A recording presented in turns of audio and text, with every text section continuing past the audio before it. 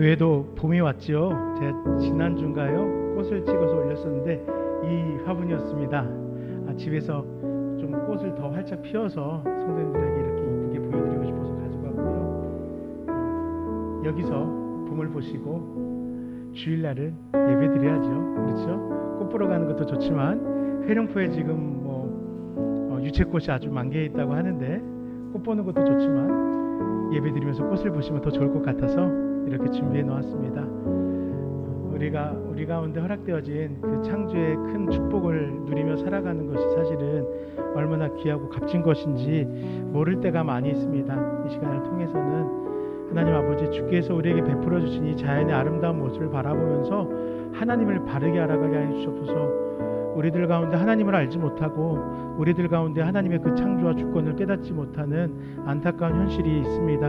오직 주님만을 바르게 알고 바르게 예배할 수 있게 해달라고 이 시간 잠시 기도하도록 하겠습니다. 살아계신 아버지 하나님 감사합니다. 너무나 아름다운 세상을 우리에게 허락하여 주시고 이 세상을 통하여 창조하신 하나님을 바라보게 하시니 감사합니다. 주께서 너무나 많은 은혜를 허락하셨는데 우리의 삶 속에 간섭하시며 그 삶이 또한 아름다운 피조물 될 수 있도록 이끌어 가시는데 아버지 하나님 우리가 어찌하여서 그것을 깨닫지 못하고 살아갑니까? 주여 이 시간을 다하여서 주님을 예배하게 하시고 주님께서 우리에게 허락하신 그 은혜들을 마음껏 되새기는 귀한 축복의 시간 되게 하시옵소서. 특별히 이 자리에 나온 우리 성도님들의 그 심령 가운데서 하나님의 놀라운 은혜가 바르게 고백되어지게 하여 주시옵소서. 살아계신 아버지 하나님 감사합니다. 이 시간을 통하여 주님께 예배하기를 원합니다. 아버지 주께서 하나님이 어떤 분이신지를 우리 앞에 계시하여 주셨듯 우리는 성경을 읽으면서 하나님을 만나고 이 대자연을 바라보면서 살아계신 하나님을 깨닫습니다. 아버지 하나님 바르게 알아서 바르게 믿는 우리의 신앙 되게 하여 주시옵소서. 예수 이름으로 간절히 기도드립니다. 아멘. 우리 함께 누려왔던 모든 것이 하나님의 은혜였습니다 라고 고백하겠습니다.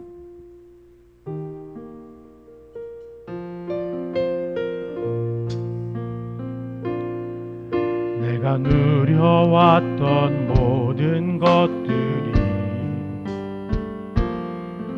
내가 지나왔던 모든 시간이 내가 걸어왔던 모든 순간이 당연한 것 아니라 은혜였어. 아침 해가 뜨고 저녁에 노을 아침 해가 뜨고 저녁에 노을 봄의 꽃 향기와 가을의 열매 봄의 꽃 향기와 가을의 열매 변하는 계절의 모든 순간이 변하는 계절의 모든 순간이 당연한 것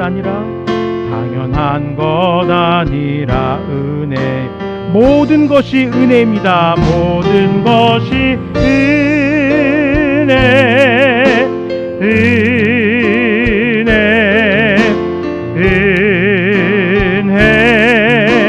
한없는 은혜 내 삶에 당연한 것 하나도 없었던 것을 모든 것이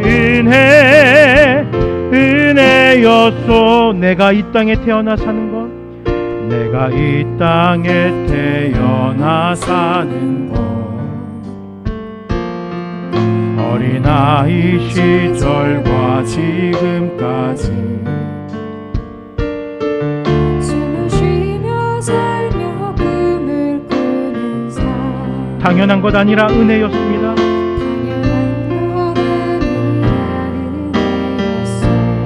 내가 하나님의 자녀로 살며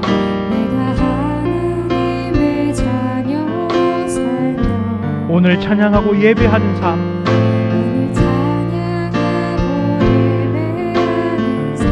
복음을 전할 수 있는 축복이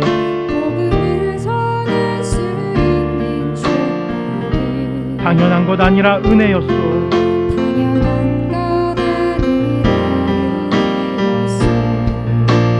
모든 것이 은혜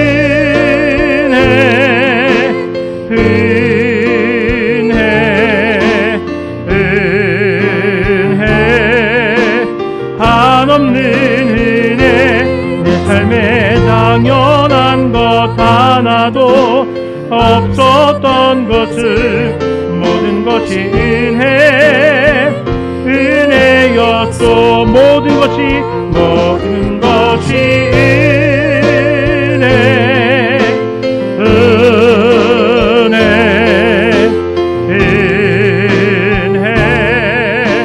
한없는 은혜. 내 삶에 당연한 것 하나도 없었던 것을 모든 것이 은혜. 우리 높은 소리로 찬양합니다. 모든 것이 은혜. 모든 것 은혜.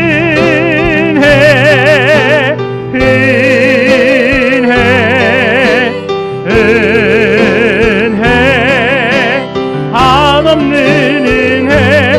내 삶에 당연한 것 하나도 없었던 것을 모든 것이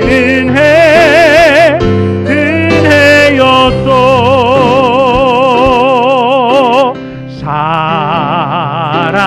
사랑해요.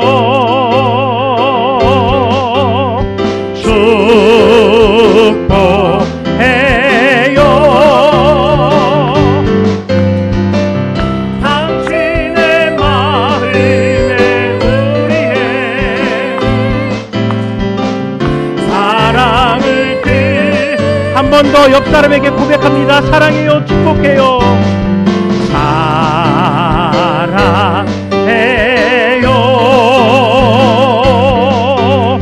축복해요.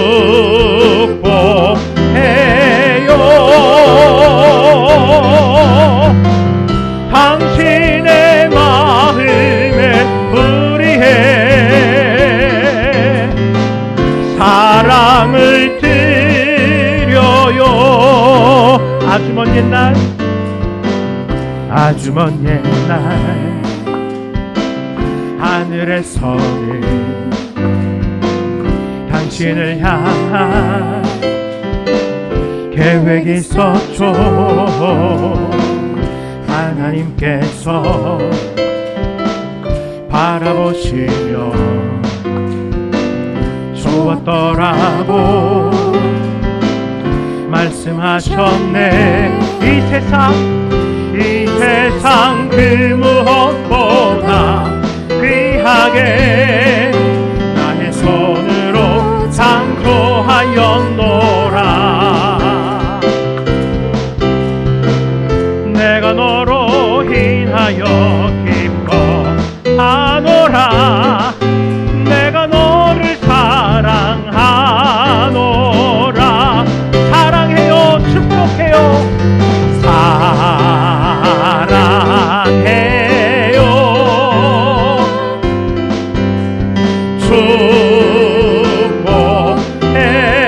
축복해요.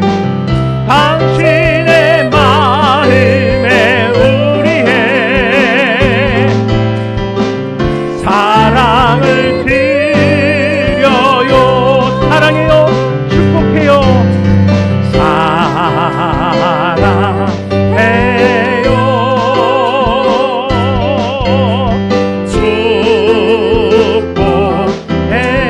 축복해요. 당신의 마음에 우리의 사랑을 드려. 당신의 마음에 우리의 사랑을 드립니다. 당신의 마음에 우리의 사랑을 드려요. 영광 할렐루야. 예수의 그 피가 내게 승리 주네. 구원이 되시네. 할렐루야. 예수의 이름이 능력되네. 소망이 되시네. 성령이여 임하소서. 성령이여 임하소서. 메마른 나의 심령 위에 주님 주님의 은혜에 담비 내려 나 흠뻑 적셔 주옵소서. 주의 권세와 주의 능력 지금 이 시간 임하셔서 악한 권세 깨뜨리고 주님 나라 임하소서. 임하소서. 영광 할렐루야.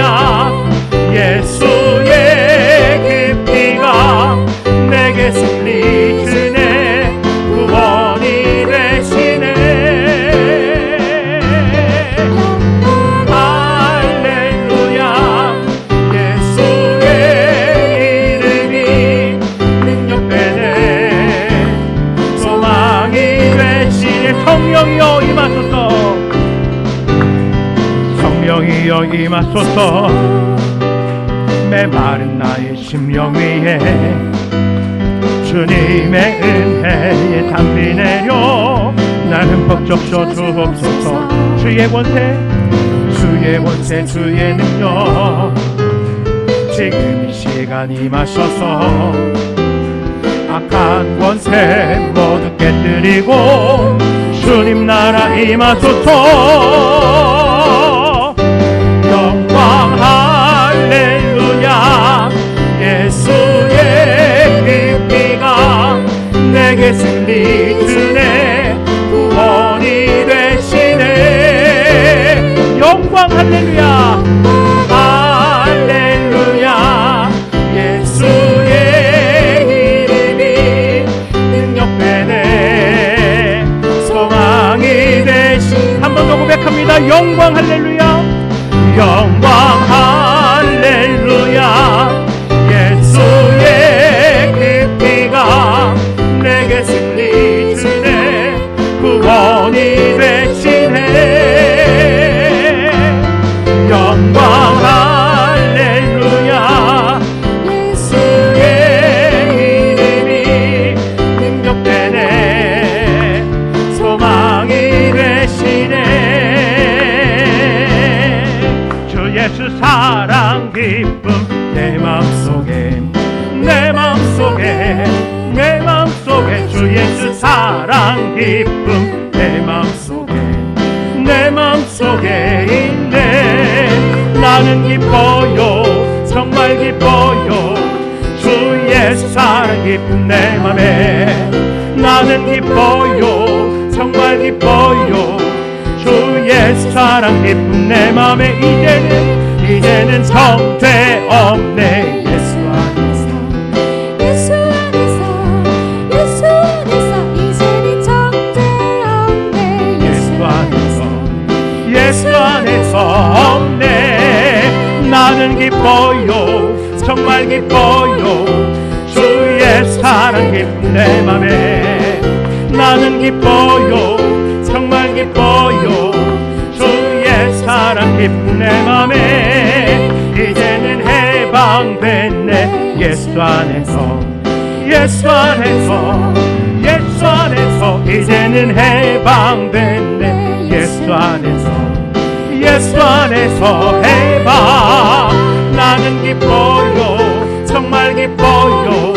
주의 사랑 기쁨 내 맘에 나는 기뻐요. 정말 기뻐요. 주의 사랑. 나는 기뻐요. 정말 기뻐요. 나는 기뻐요. 정말 기뻐요.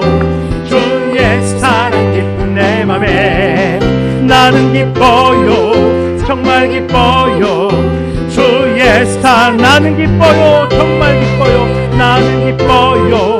정말 기뻐요. 주의 사랑 기쁨 내 맘에 나는 기뻐요. 정말 기뻐요. 주의 사랑 기쁨 내 맘에. 아멘. 우리의 기쁨과 감사를 담아서 우리 김진숙 집사님께서 대표하여 기도하겠습니다.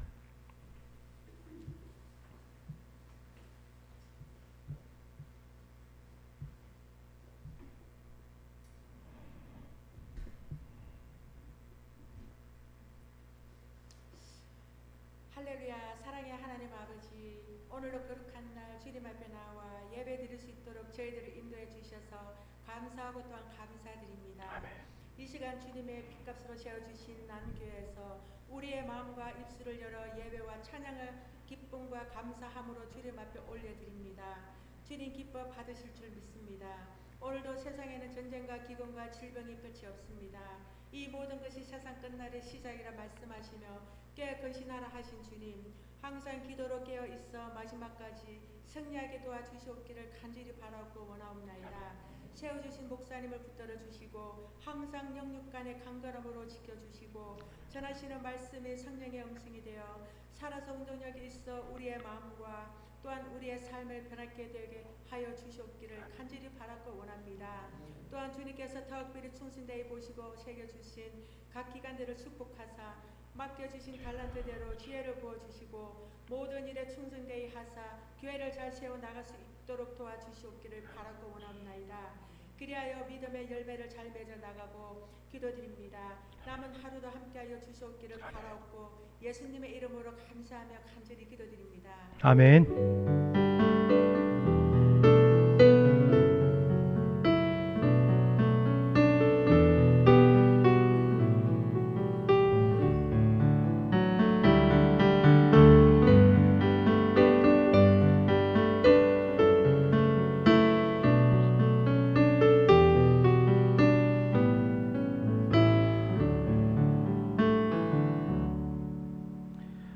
이 시간 함께 소리에게 허락하신 말씀은 디모데후서 3장 15, 16, 17절의 말씀입니다. 디모데후서 3장 15절부터 17절의 말씀을 함께 읽고 묵상하도록 하겠습니다. 신약성경 346쪽쯤에 위치합니다.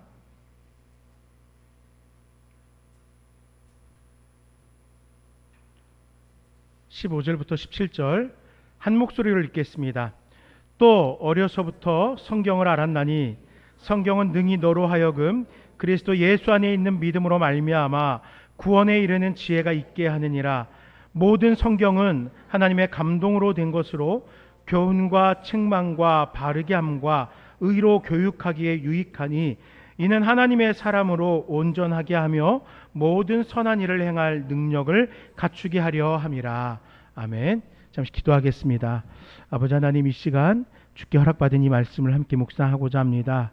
이 말씀을 대할 때에 주님께서 우리에게 어떠한 신앙의 결단을 요하시는지 우리로 하여금 깨닫게 하시고, 주님, 그저 막연하게 믿는다 고백하며 살아가는 것이 아니라 주께서 우리를 구원하신 그 은혜 앞에 감사하고 감격하며 그로 인한 변화된 삶을 살아가는 우리 신앙인들 될 수 있도록 함께하여 주시옵소서. 예수 이름으로 기도드립니다. 아멘. 여러분, 한 가지 질문할게요. 여러분에게 성경은 무엇입니까? 성경이 무엇일까요, 여러분? 여러분에게 성경은 어떤 존재입니까?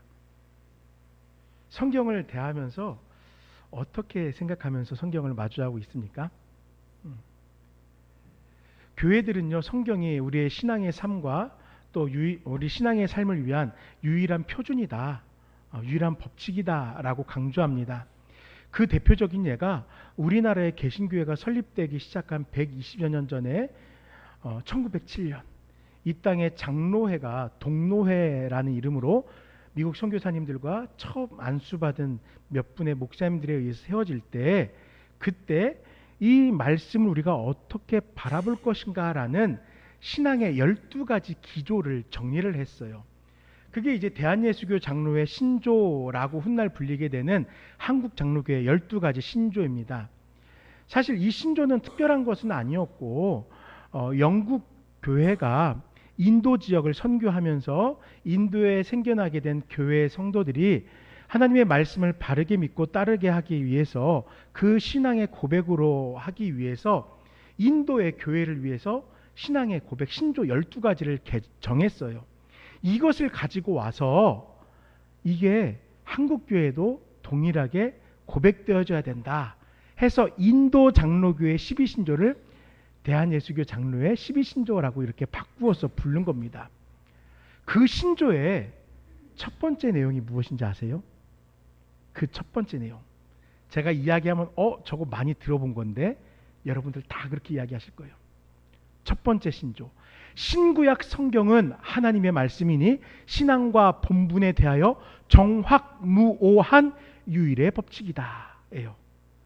이게 우리나라의 개신교 신앙이 전파되어지고 또 교회라는 공동체가 유형화되어지고 성도들이 함께 모여 예배하는 그때부터 시작된 우리들의 고백이라는 거예요. 우리가 속한 나눔교회와 또한 대한예수교 장로의 신앙의 고백 속에서 성경은 바로 이 사실 그대로 계승하여서 이야기하고 있습니까? 우리의 고백 속에서 성경은 어떤 존재입니까? 성경은 하나님의 말씀이에요. 믿으시죠? 이의가 있으시면 이 있습니다라고 하세요. 신앙과 본분에 대하여 정확무호한 유일한 법칙입니다. 믿으시죠? 사실 우리들은 세례와 입교의식을 통하여서 이러한 신앙의 고백을 이미 했어요. 그렇게 믿겠노라고 고백하였고요. 또한 우리 교회뿐만 아니라 각 교회 강단에서 선포되는 말씀과 성도들 서로의 신앙의 교제 속에서 말씀이 얼마나 중요한지를 끊임없이 강조하고 강조해 왔습니다. 말씀은 유일무오한, 정확무오한 하나님의 가르침, 하나님의 계시라고 우리는 끊임없이 고백해 왔어요. 그런데요, 주변을 살펴볼까요? 점차 말씀에 대한 신뢰가 악화되어 가고 있습니다. 약화가 아니라 악화예요. 악화. 너무 안타까워요. 감동적이고 재미있는 설교자의 음성에 기울이지만 정작 성경 그 자체를 읽는 것에서는 너무나 멀어지고 있어요. 설교는 듣는데요, 말씀을 읽지 않는 세상이 되었다는 거예요. 제가 말씀을 나누면서 우리가 성경을 읽을 때 몇 장 몇 절을 읽고 함께 말씀을 나누겠습니다, 묵상하겠습니다 라고 얘기하죠. 항상 우리는 이 성경을 읽고 이 성경에서의 교훈이 무엇인지를 묵상하는 거예요. 성경을 읽고 묵상하는 것이지 읽지 않고 내 혼자 생각하고 그런가 보다 하고 누구의 이야기를 듣는 것은 성경을 바르게 대하는 태도가 아니라는 거예요. 교과서를 보지 않고 전과를 보는 것과 비슷한 거예요. 성경이 정확하게 무엇을 이야기하는지 살피기 이전에 그 뜻을 이해하려고 합니다. 그러니까 오해가 되고 편식하게 돼요. 오늘날 한국 교회가 또 이 시대의 수많은 교회들이 성경이 사라진 설교와 말씀 묵상으로 살아가고 있는 것은 너무나 안타까운 일입니다. 우리 교회가 속한 대한예수교 장로회도 뭐 여러 많은 이제 교단들이 있잖아요. 합동, 통합, 고신, 합신, 백석, 뭐 개혁, 뭐 많이 있어요. 우리 교회는 그 가운데에서 백석이라는 이제 별칭을 붙여놓은 장로교회 교단이에요. 2010년에 우리 교단에서 한 가지 선언문을 발표했습니다. 개혁주의 생명신학 선언문이라는 것을 발표했어요. 교단의 어른들이 모여서 이렇게 대화를 나누는 과정 가운데에서 한국교회의 지금 현실, 말씀이 사라졌어요. 말씀을 묵상한다고 하는데 성경을 읽지 않고 성경을 바르게 이해하지 않고서 신앙생활한다고 하는 이 모습들이 너무 안타깝다 보니까 이 말씀만을 바라보아도 이 말씀 속에 있는 예수 그리스도의 생명이 우리의 삶을 변하게 할 텐데 이게 없는 현실이 너무 안타깝다고 생각해서 저희 교단 신학교인 백석대학교 신학대학원의 교수님들이 80분인데요. 신학과 교수님들이 그 80분들을 방학 때 학교 수양관으로 다 끌어들였대요. 그리고 일주일인가 있으면서 어떻게 하면 우리가 무엇에 더욱더 중심을 가지고 신앙생활을 하면은 말씀을 읽고 우리의 신앙의 변화가 나타나겠느냐 고민을 하자고 숙제를 줬대요. 그래서 목회자들과 신학교 교수들이 모여서 개혁주의 생명신학 선언문이라는 것을 발표했어요. 솔직히요, 교단에서는 대단한 것처럼 이야기를 합니다. 우리 교단의 목사님이 제가 말하는 걸 들으면 안 되는데 솔직하게 교단에서는 매번 되게 중요하게 강조를 해요. 그런데 사실은 이미 우리가 알고 있는 것하고 다를 바 없는 똑같은 거예요. 지난 125년간 한국 장로교회가 든든히 붙잡아온 장로교회 12신조를 바탕으로 해서 이것을 정리해 놓은 것에 불과해요. 그런데도 불구하고 이것을 다시 선언문이다 하면서 발표하고 우리가 이것을 좀 묵상하자, 이것을 좀 지키며 신앙생활하자. 우리 백석교회 교단들에 있는 교회들은 이러한 신학들을 좀 바르게 잘 자리할 수 있도록 성도들에게 교육하자라고 이야기해요. 다른 말로 말하면은 그렇게 못하고 있기 때문이에요.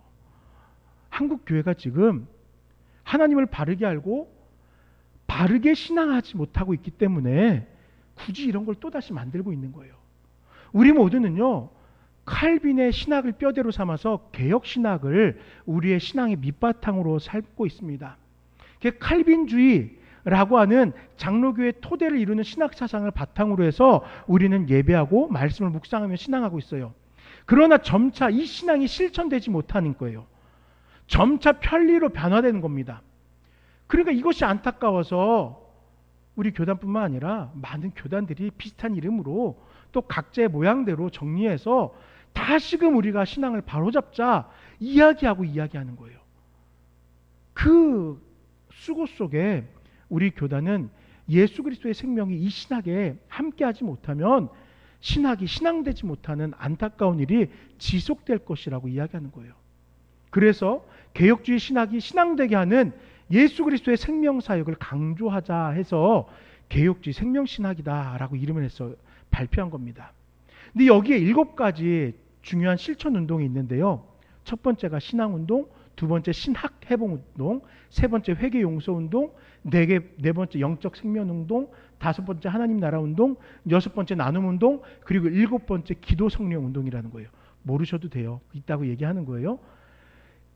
이 7가지에 대해서 이야기를 하면서 우리가 이러이러한 영역으로 나눠서 우리의 신앙을 되돌아봅시다 라고 이야기해요. 이것이 7가지 운동이라는 거예요. 그래서 앞으로 7주 동안요, 이 7개의 카테고리를 가지고 우리의 신앙을 좀 되돌아보는 시간을 가지려고 해요. 첫 번째로 오늘은 그 첫 번째 주제인 신앙 회복에 대해서 말씀을 나누려고 합니다. 점검이라고 하면은 무엇인가 흠집을 찾으려고 하는 것으로 오해될 수 있어요. 그러려고 점검하는 게 아니에요.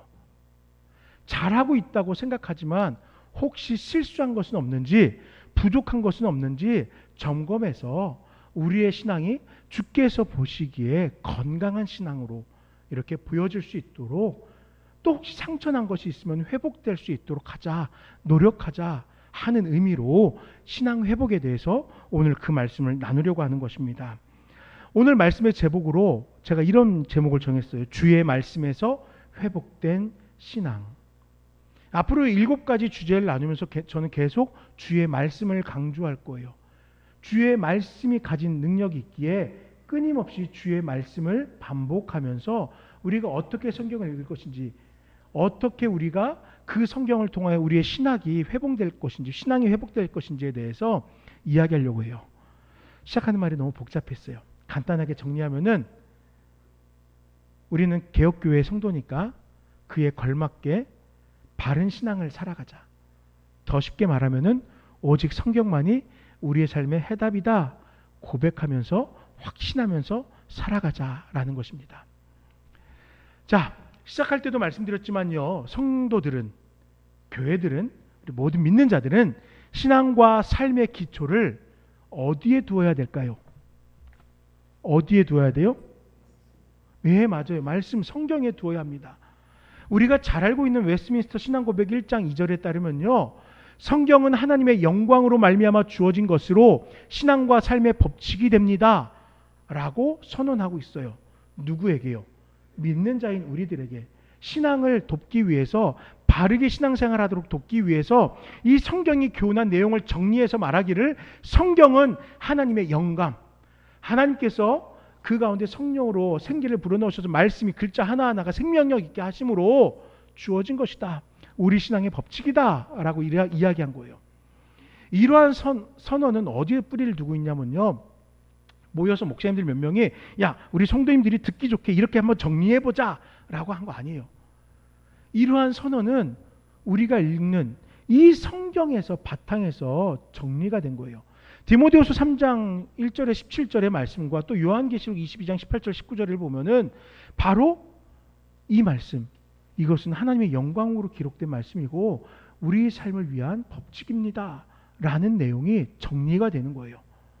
즉 신앙의 선배들이 우리에게 전한 신앙 고백은 사람의 지식으로 성경의 교훈을 정리한 것이지만 성경이 우리 인생의 나침반이고 해답지이고 또한 해결의 열쇠임을 고백하도록 돕기 위해서 성경에서 그 원리들을 찾아서 알려주고 있는 거예요.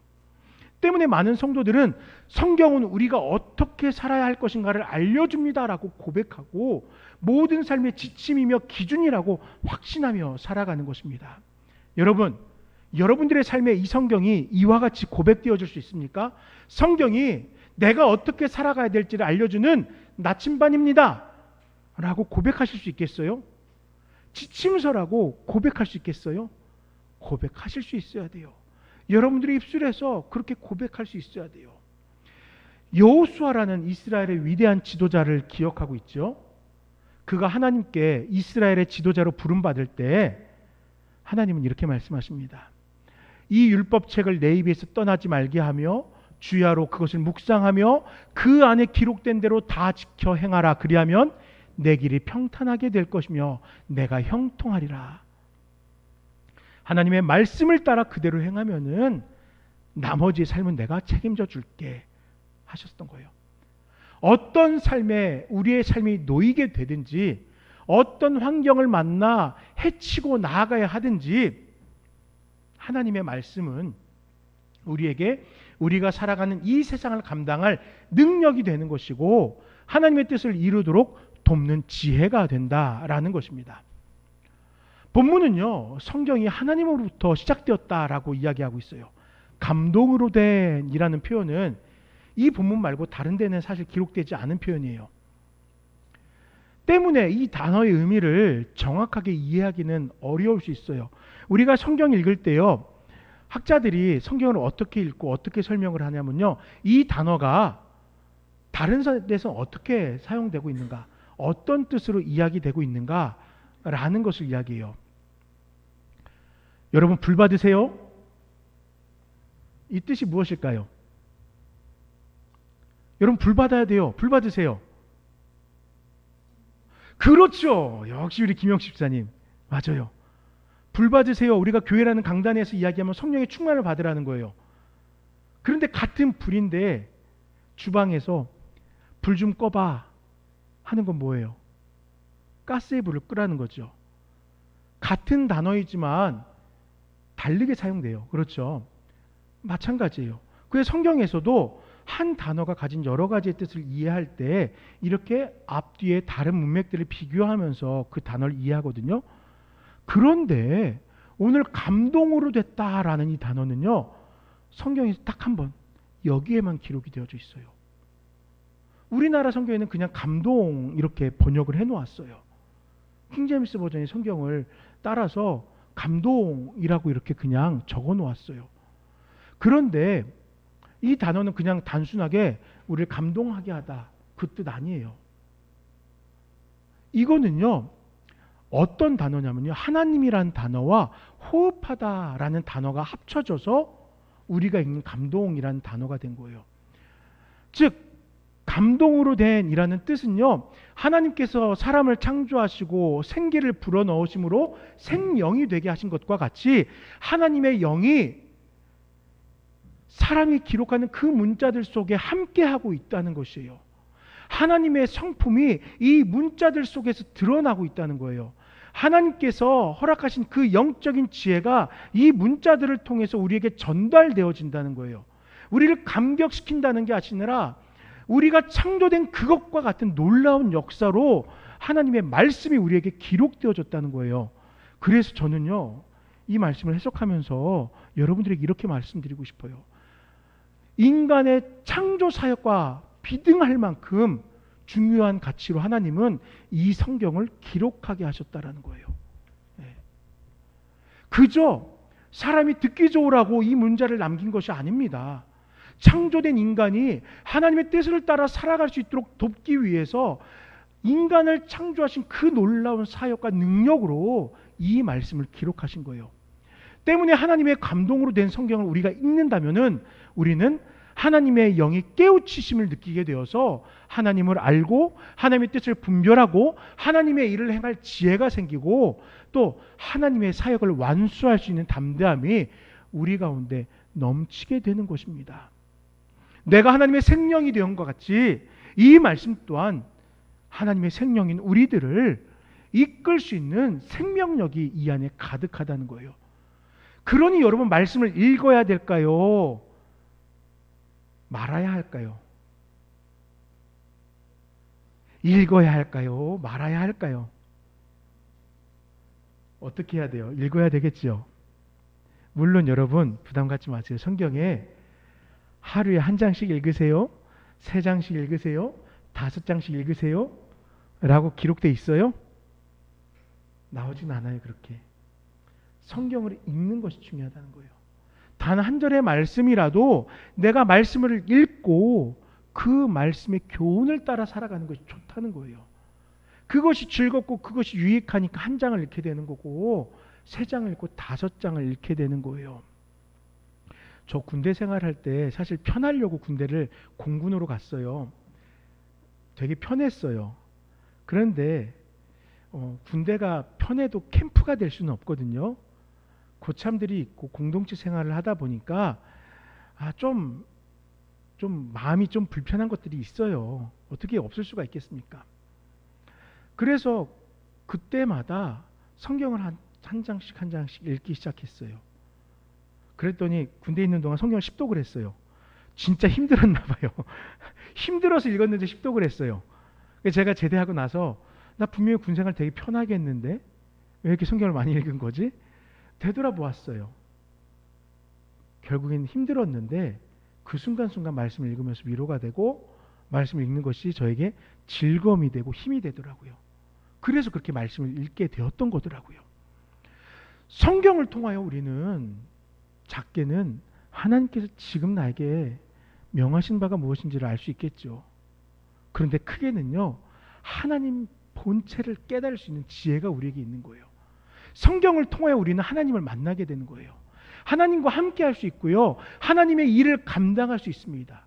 우리의 신앙을 더욱 견고하게 하는 그 밑바탕이 바로 성경인 것이며 성경 속에서 계시된 하나님의 말씀이 우리의 신앙을 끊임없이 갱신시킴으로 주님과 함께 하도록 돕는 것이에요.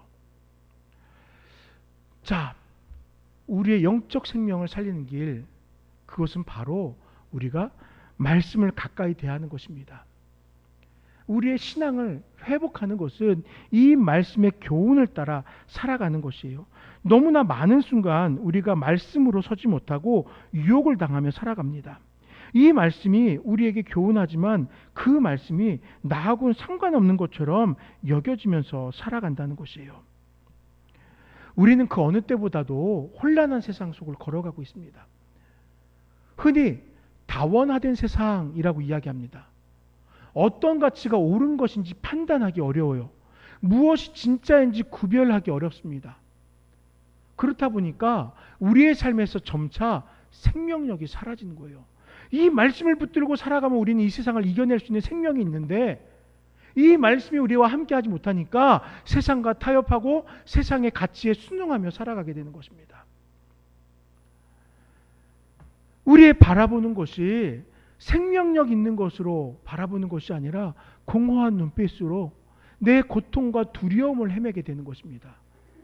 그런데요, 하나님의 감동으로 선포된 성경은 우리에게, 우리의 인생에, 우리의 삶의 교훈이 됩니다. 바르게 이끄는 나침반이 되는 거예요. 더 나은 사람이 아닌 더 나은 성도가 되도록 유익을 끼쳐줍니다. 말씀으로 우리는 더욱 성장하는 것이에요. 회복되는 것이에요. 그렇다면 어떻게 성경과 더욱 가까워질 수 있을까요? 어떻게 하는 것이 하나님의 감동으로 우리에게 선포된 성경의 말씀과 함께 할 수 있는 것일까요?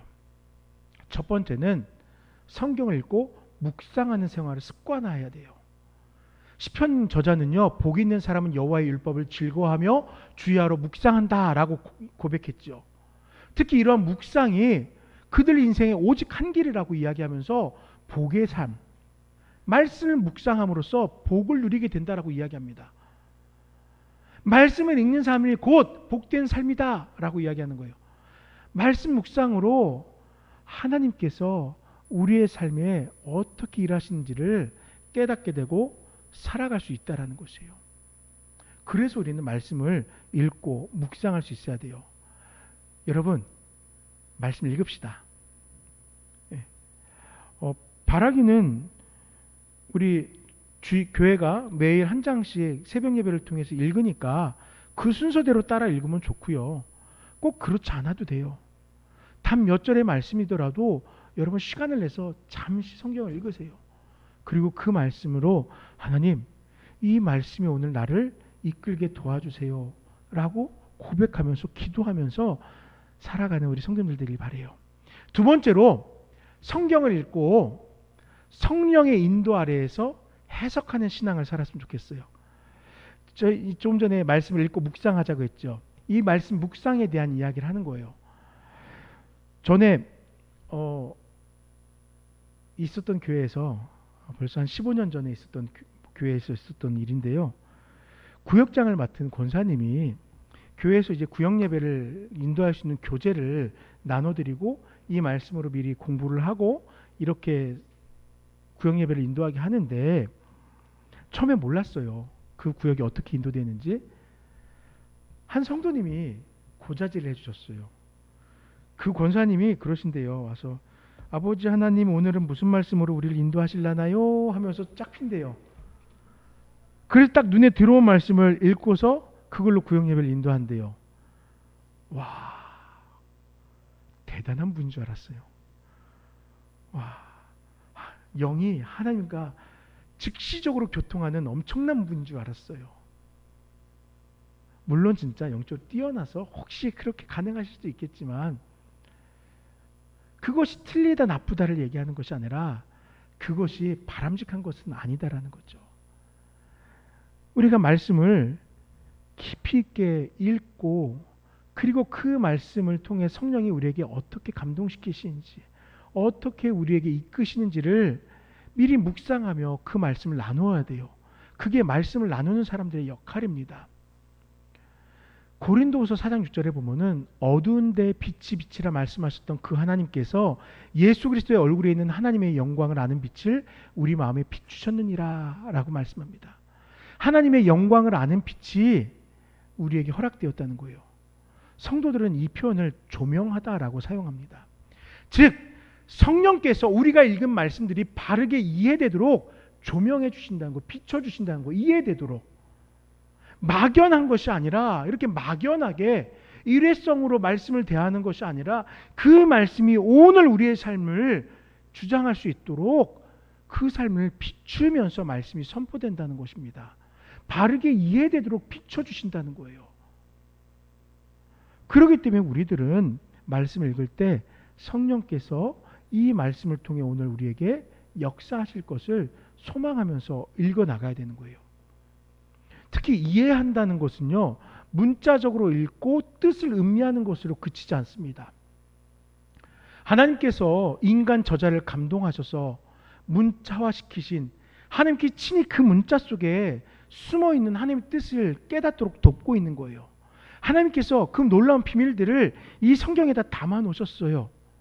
그리고 이 비밀들을 이해할 수 있도록 깨달을 수 있도록 이것을 깨달을 수 있는 방법으로 성령의 조명을 받으며 살아가게 하신 거예요. 성령이 우리와 함께하면은 우리는 말씀의 뜻들을 분별하게 되는 것입니다. 때문에 성경은 지식으로 읽는 것이 아닙니다. 물론 성경을 잘 읽고 이해하기 위해서는 이 성경을 읽을 만한 지식이 있어야 되겠죠. 배경 지식, 문화적인 지식, 문맥적인 지식, 문법적인 지식, 문자적인 지식이 있어야 되겠죠. 그러나 그걸 우리가 다 어떻게 알고 있어요? 목사인 저는 그걸 알고 있어야 돼요. 그것을 가지고 말씀을 대하면서 이 말씀이 기록된 배경이 어떤 내용인지 여러분들에게 소개할 수 있어야 돼요. 그러나 그것이 전부가 아니에요. 지식의 토대 위에 이 상황 속에서 성령이 우리를 도울 때 그 말씀의 참된 뜻들을 알아가는 거예요. 성경의 진짜 저자 되신 하나님께서 무슨 의도로 인간 저자의 마음을 감동시켰는지, 인간 저자의 마음을 감동시키신 그 성령께서 그 원뜻을 우리에게도 전해주실 때 우리는 성경을 바르게 깨닫게 되는 것이에요. 때문에 성경을 바르게 읽고 이해하고 깨닫기 원한다면 우리는 성령의 조명을 구해야 됩니다. 많은 지식을 가졌다고 성경을 읽히는 것이 아니에요. 하나님께서 그 뜻을 우리에게 보이셔야 깨달을 수 있는 거예요. 그러므로 성령과 함께 성경을 읽고 묵상하는 우리의 신앙이 되기를 간절히 소망합니다. 세 번째로요, 깨달아진 말씀을 통해서 예수 그리스도의 생명을 누려야 돼요. 이제 묵상해서 그 말씀의 뜻이 무엇인지 알았잖아요. 그럼 그 뜻을 통해서 우리는 무엇을 해야 되냐면요, 지금도 나에게 함께 하신 살아계신 예수님을 만나야 된다는 거예요. 예수님의 생명을 경험해야 된다는 거예요. 요한복음 6장 63절에 살리는 것은 영이니 육은 무익하니라. 내가 너희에게 이른 말은 영이요 생명이라 라고 교훈합니다. 분명 주님께서는요, 너희에게 이른 말이라고 하셨어요. 그 말씀이 영이며 또한 생명이라고 합니다. 말씀을 묵상하면 그 말씀이 품고 있는 생명이 누려져야 돼요. 말씀을 읽으면서 이 말씀 속에서 살아 역사하신 주님을 만나야 된다는 것이에요. 왜 생명이 누려져야 됩니까? 왜 말씀을 읽고 해석하고 그 말씀을 통해서 생명을 누려야 된다고 제가 이야기할까요? 그 이유는 예수님께서 내가 곧 길이요 진리요 생명이니 라고 말씀하셨기 때문이에요. 성경은, 이 말씀은 예수님의 가르침을, 예수님의 그 교훈을, 그 삶을 우리에게 전달한 것이고요. 이 말씀을 읽음으로써 우리는 전달되어진 예수님의 삶을 만나게 되는 거예요. 그리고 지금도 살아계신 예수님을 경험하게 되는 거예요. 주께 생명이 있고 그 생명이 나를 새롭게 했음을 경험하는 거예요. 주님의 참 포도나무고 우리는 그 안에 가지라는 사실을 포도나무인 주께 접붙임을 받은 성도라고 고백하면서 그 나무에서 흘러나오는 생명을 자연스럽게 누리며 살아가게 되는 거예요. 의도하지는 않습니다. 내가 일부러 노력하지 않아도 돼요.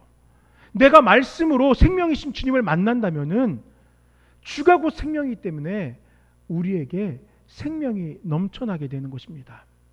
그렇다면은 왜 예수님은 스스로를 생명이라고 말씀할까요? 간단해요. 예수님은 창조주이시기 때문입니다. 예수님은 구원자이기 때문입니다. 예수님은 다시 오심으로 그 생명의 영원성을 확인시켜 주실 그 약속을 하실 재림의 주이기 때문이에요. 영원한 생명을 우리에게 허락하실 다시 오실 예수님이기 때문이에요. 예수님에게서 생명이 시작되었고 예수님에게서 생명이 회복되었습니다. 또한 예수님에게서 영생이 보장될 것이기에 예수님은 스스로를 생명이라고 말씀하는 거예요. 때문에 성도가 말씀을 통하여 생명이신 예수님께 접붙임 바 된다면은 그 삶에는 반드시 생명이 누려지게 돼요. 우리 모두 그 생명을 마음껏 누리며 살아가길 축원합니다. 예수님께 붙어서 예수님으로부터 흘러나오는 그 생명을 누리길 부탁드립니다. 자, 이렇게 우리는 살아갑니다. 성경을 읽으며 살아갑니다. 그런데 이 세 가지 중요한 일들 가운데 한 가지 필요한 것이 있어요. 지금까지는 노력이라고 할 수 없어요. 당연히 해야 되는 거예요. 마지막으로 한 가지, 성경의 가르침을 믿고 순종하자라는 우리의 결단이 있어야 됩니다. 요한복음 14장 15절 말씀에 너희가 나를 사랑하면은 나의 계명을 지키리라 라고 말씀합니다. 지키라 라는 단어는요, 감시한다, 주의한다 라는 의미를 가지고 있어요. 즉 너가 나를 사랑하면은, 다른 말 주님을 우리가 사랑한다면은 주님의 말씀을 감시, 다른 말 주목하라는 거예요. 그 말씀을 주목해서 면밀히 살피면서 그 말씀이 무엇을 행하는지, 그 말씀에 어떠한 능력이 있는지 살피라는 거예요. 이것이에요. 말씀으로는 우리에게 그 말씀을 지키라라고 말했지만 단순히 행하는 것이 아니라 그 말씀을 집중하고 그 말씀의 뜻을 찾기 위해 노력하고 그 말씀만을 바라보는 그런 짝사랑이 우리에게 있어야 된다는 거예요. 무엇을 위해 살펴야 되냐고요? 그 말씀의 본뜻을 바르게 알고 따르기 위함입니다. 어떻게 행해야 되는지 모르니까 지켜 행하기 위해서는 내가 앞서 나에게 주어져 있는 것들을 살펴봐야 돼요. 우리 요엘이가 오빠고 라헬이가 이렇게 동생으로 있어요. 라헬이 하는 행동을 봐보세요. 요엘이가 하는 행동 그대로 따라가는 거예요. 그렇죠, 김 집사님. 그렇기 때문에 더 요엘이한테 주의를 주는 거예요. 우리 부모님들 다 경험하셨잖아요. 우리에게는 성경이 바로 그 본받음의 대상이 되는 거예요. 이 땅을 어떻게 살아가야 될지 모르기 때문에 하나님의 말씀이 우리에게 계시되었고 이 말씀을 따라서 묵상하고 주목해서 살피면서 그 말씀의 교훈대로 순종하는 거예요. 말씀이 보여주는 것을 그대로 따르는 것입니다. 그것이 진리라고 믿고 이것이 참된 신앙이라고 따라 행하는 것이에요. 그런데 우리는 어떤 모습으로 말씀을 대하고 있습니까? 말씀을 읽기라도 하면 다행인데 읽지도 않고 살아가잖아요. 이 말씀이 우리에게 모범이 돼야 되는데 읽지를 않으니까 우리 삶에 모범이 없어지는 거예요. 성경을 바르게 알지 못하니까 우리가 유혹당하는 거예요. 우리가 말씀을 반복해서 읽는다고 말씀을 다 아는 것은 아니겠죠. 그렇지만은 말씀을 읽고 그 말씀을 마음속에 한 절씩 한 절씩 헤아리다 보면은요, 우리를 유혹하는 이단들에게서부터 우리 신앙을 지켜나갈 수 있어요. 반박할 수는 없을지라도 이거 뭔가 이상한데, 이거는 좀 아닌 것 같은데 라는 식견이 생겨나는 거예요. 그게 바른 신앙인 거예요. 다른 게 바른 신앙이 아니고. 너무나 많은 기준들이 우리 눈앞에 아른거리고 있어서 정작 내가 진정으로 사랑하는 주님의 말씀을 우리가 집중하지 못하고 있어요. 성경을 읽는 것이 너무나 중요한데 이것보다도 사랑할 것들이 너무나 많아요. 다른 것에 관심을 가지고 주목하고 있습니다. 주의 말씀에 더욱 집중해서 믿음으로 순종하는 우리 성도들이 되자고요. 성경과 가까워진 4가지의 방법을 살폈어요. 묵상하는 습관, 성경과 함께 바른 뜻을 찾는 것, 말씀 속에서 예수 그리스도의 생명을 누리는 것, 그 말씀을 순종하며 따르는 것이 성경의 말씀을 더욱 가까이 대하는 방법이라고 생각합니다. 그렇다면은 이렇게 말씀과 가까워진 우리의 삶에 어떤 변화가 있을까요? 우리 함께 본문의 17절 말씀을 읽어보겠습니다. 17절입니다. 이는 하나님의 사람으로 온전하게 하며 모든 선한 일을 행할 능력을 갖추게 하려 함이라. 아멘. 그렇습니다. 하나님의 사람이 온전하게 되는 거예요. 단디하라. 맞나요? 단디하라. 네. 똑바로 하라라는 거죠. 잘하라는 거죠. 잘하고 싶지 않은 사람이 어디 있어요? 똑바로 하고 싶지 않은 사람이 어디 있어요? 모르니까, 뭐가 정답인지를 정확히 알지 못하니까 못하는 거죠. 그런데요, 이 말씀의 교훈을 따르면은, 읽고 이 말씀을 묵상하고 그 말씀을 순종하며 따르고 살아간다면은 하나님의 사람으로 온전하게 되는 거예요. 모든 선한 일을 행할 능력을 갖추게 되는 것이에요. 하나님의 사람, 성도가 온전하게 됩니다. 성도다운 삶을 살게 돼요. 모든 선한 일, 하나님께서 기뻐하시는 우리의 삶을 유익하고 즐겁고 기쁘게 하는 일들을 행할 그 능력을 우리에게 갖추게 되는 거예요. 신앙의 원동력으로 갖춰지게 되는 것입니다. 많은 성도님들이, 또 목회자들이 교회 공동체가 바른 신앙을 가져야 된다 강조합니다. 솔직한 말로 워낙 잡설들이, 거짓들이 가득해요. 이단들이 유혹합니다. 사실은 건강하다고 이야기하는 교회들의 잘못이 커요. 그 공동체에서 말씀을 전하는 저와 같은 목회자들의 잘못이 커요. 성경을 읽고 그대로 이야기해야 되는데 성경을 읽고 내가 원하는 바를 이야기를 해요. 내가 강조하고자 하는 주제를 가지고 그 말씀을 풀어나가요. 군더더기가 붙어요. 거기서 잡설이 늘어나요. 그러니까 성경의 본뜻을 깨닫지 못하고 저 본문은 저런 이야기인가 보다. 진리의 뜻이 아닌 사람들이 그럴듯하게 만들어진 뜻으로 오해하게 되는 거예요. 왜곡되게 되는 거예요. 그러니까 속아 넘어가요. 그러니까 이거 바른 것이 아닌 것 같아. 그 갈증에 이단에 가서 귀를 팔고 귀동냥을 하고 거기에 유혹에 넘어가게 되는 것이에요. 바른 신학, 바른 신앙, 바른 예배, 바른 봉사, 바른 목회자, 바른 성도, 바른 교회 등 우리의 신앙을 바른이라 포장지로 둘러싸고 있지만 정작 그 안에 바른 모습이 없어요. 포장만 바르다고 했을 뿐 바른 모습이 우리 가운데 없어요. 우리가 틀리지 않았다고 강조하려고 바른이라는 단어를 붙여서 수식할 뿐 진짜 바르게 행하지 않고 있다는 거예요. 그러나 여러분, 바른 것은 포장한다고 바르게 보여지는 것이 아닙니다. 바른 것은요, 그렇게 살아가야 인정받을 수 있는 거예요. 출애굽기 3장 14절 이하의 말씀에서 하나님이 모세에게 자신을 소개합니다. 나는 스스로 있는 자인이라 라고 얘기해요. 하나님은 자신을 포장하지 않았어요. 변함없이 하나님께서 스스로 맺으신 언약을 이루고자 행하신 그 하나님 스스로의 모습을 소개한 거예요. 나는 스스로 있는 자야. 이게 전부였어요. 마찬가지로 우리도 하나님의 말씀을 따라서 말씀대로만 행하면은 우리의 모습 그대로가 교회가 되고 우리의 모습 그대로가 성도가 되고 신앙이 되는 거예요. 특별히 우리를 포장하지 않아도 바른 성도구나, 바른 교회구나, 바르게 예배하는구나 라고 칭송받게 되는 거예요. 사도행전 보세요. 초대교회가 그랬어요.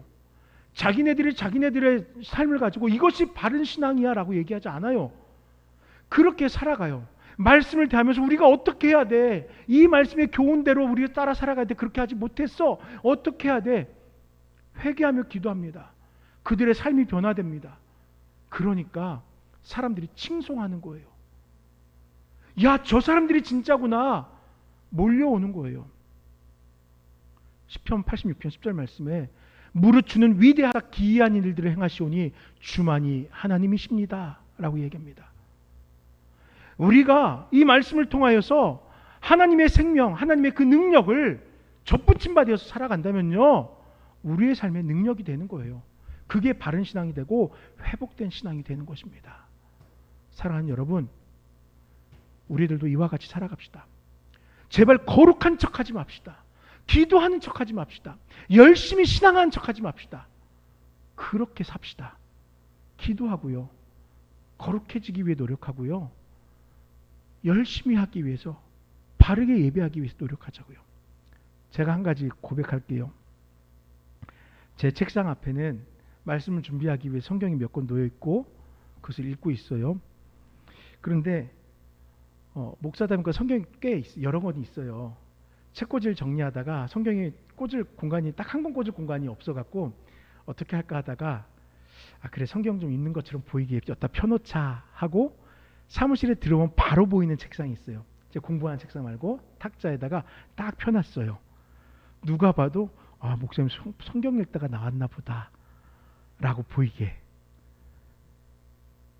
그런다고 해서 제가 성경 있는 목사로 보여지지 않더라고요. 한 번도 그 모습을 보면서 저에게 목사님 성경 읽고 계셨네요 라고 하는 분이 없더라고요. 그게 바른 것이 아니니까, 그것이 권장할 것이 아니니까 사람들 눈에도 보여지지 않아요.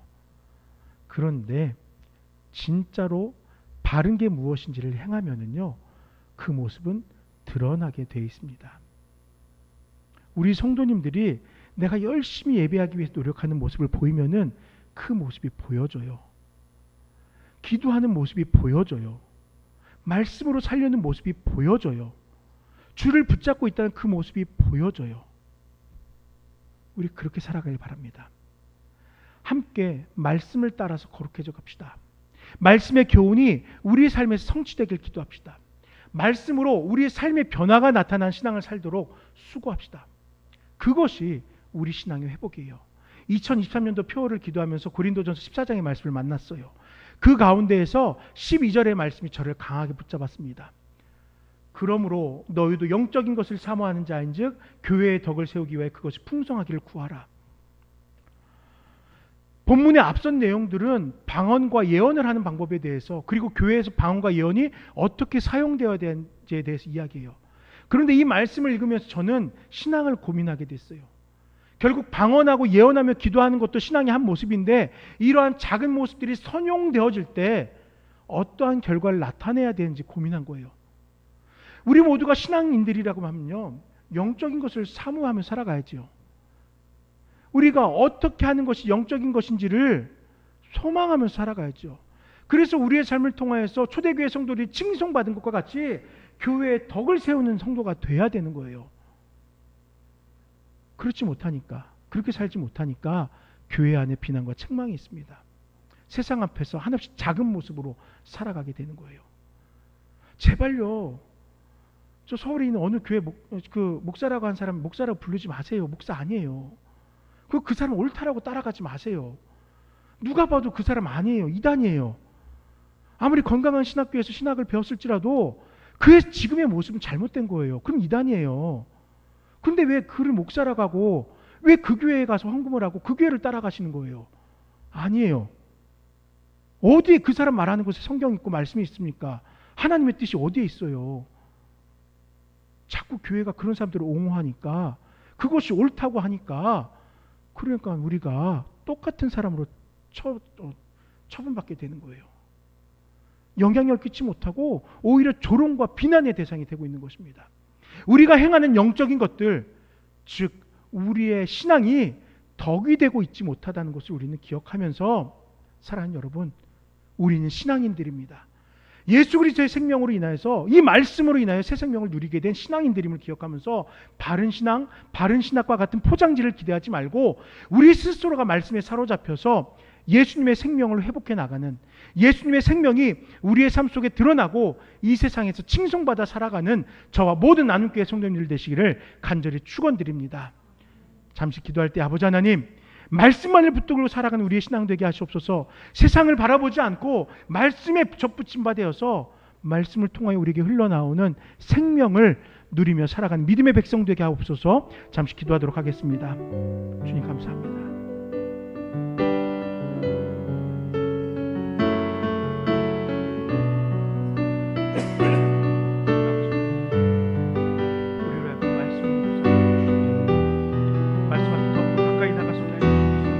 말씀의 교훈을 따라 살아가는 우리 신앙들이 되시옵소서. 세상에 어떤 가운데 유혹당하지 않게 하시고 흔들리지 않게 하시고, 주님께서 우리에게 이 말씀을 통하여 생명을 주실 것을 확신하여 우리의 삶이 변화되어지기를, 바른 신앙과 바른 성도가 되기를, 바른 교회가 되기를 소망하는 우리가 될 수 있도록 함께하여 주시옵소서. 말씀에서 그 시작을 이루어가는 우리 나누기 모든 성도들 될 수 있도록 함께하여 주시옵소서.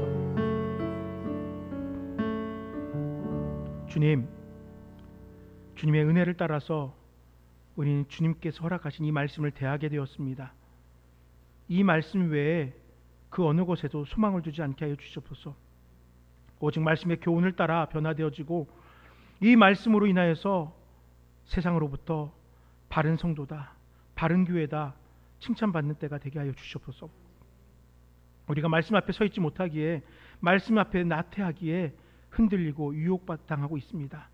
말씀으로 인하여 든든한 기둥을 세워나가는 우리 나눔교회 성도님들 되게 하시옵소서. 예수님의 이름으로 기도드립니다. 아멘. 교회 소식 먼저 전하고 하나님의 은혜 찬양으로 예배를 마치도록 하겠습니다.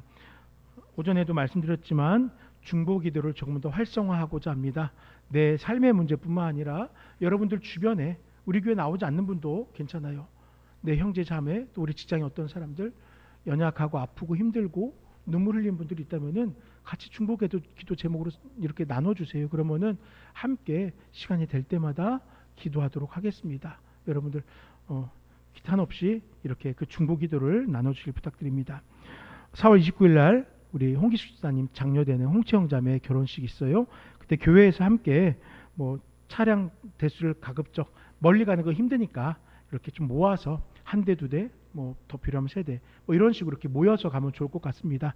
여러분들 참석 가능하신 분들 저에게 또 알려주시면은 이렇게 차편을 좀 조절하도록 할게요. 일단 9시로 여러분 아시고 구체적인 것은 한 번 더 제가 톡에서 연락드리도록 하겠습니다.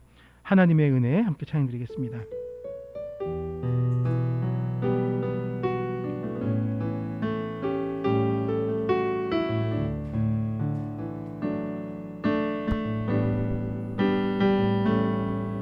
나를 지으신 이가 하나님, 나를 부르신 이가 하나님, 나를 보내신 이도 하나님,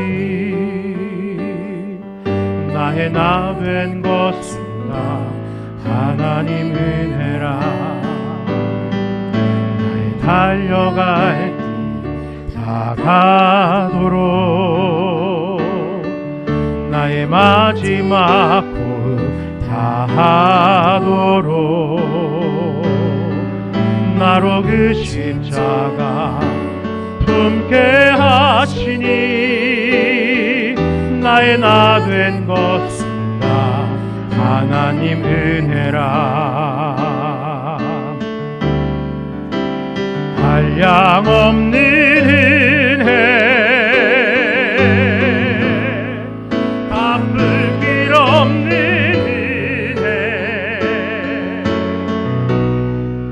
내 삶을 내고 사는 하나님의 은혜. 나 주저함 없이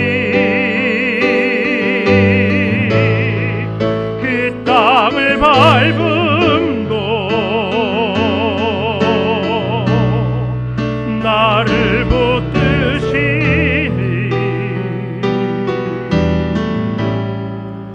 하나님의 은혜. 나를 지으신 이가 하나님,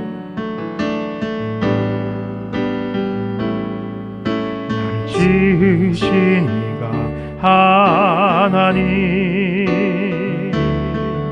나를 부르신 이가 하나님,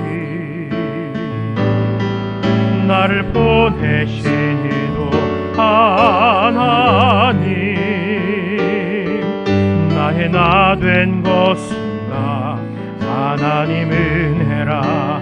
나의 달려갈 길 다가도록 나의 마지막 호흡 다하도록 나로 그 십자가 품게 하시니 나의 나 된 것은 다 하나님 은혜라. 한량없는 은혜, 갚을 길 없는 은혜, 내 삶을 애워 사는 하나님의 은혜. 나 주저함 없이 그 땅을 밟음도 나를 붙드시니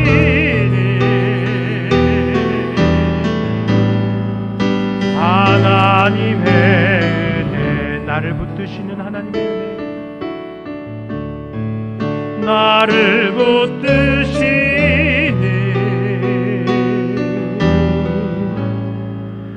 하나님의 은혜.